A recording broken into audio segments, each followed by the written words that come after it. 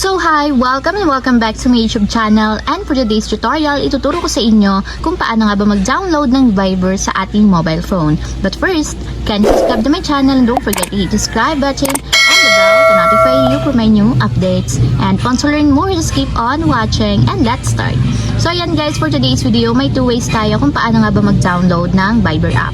So para sa mga iOS users, pwede tayong mag-download sa App Store, and para naman sa mga Android users, pwede din sa ating Google Play Store. So ayan, i-open lang natin ang ating Google Play Store.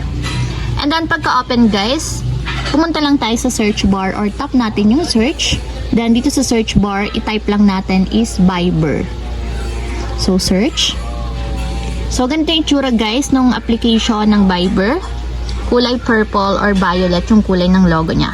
And guys, kung makikita nyo, meron siyang 4.5 rating. So, medyo mataas din yung reviews niya kasi halos 15 million yung nag-reviews. And ang file size niya is 58 megabytes. And meron lang naman siyang 1 billion downloads. So, ganun karami guys ang gumagamit ng VIBER worldwide. So, para naman ma-install sa ating mobile device, tap lang natin yung install. And wait natin hanggang sa matapos ma-download. So ayan guys, after ma-install sa ating mobile device, itap natin yung open para directly mapunta tayo sa pinakang application. And kung wala pa nga pala kayong account sa VIBER, meron akong ilalagay na link sa description box, and nakalagay doon guys yung tutorial kung paano nga ba mag-register or gumawa ng account sa VIBER.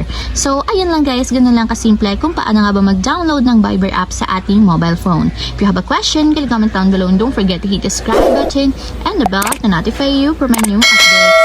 And thank you for watching! Living life, every day, late at night, not okay.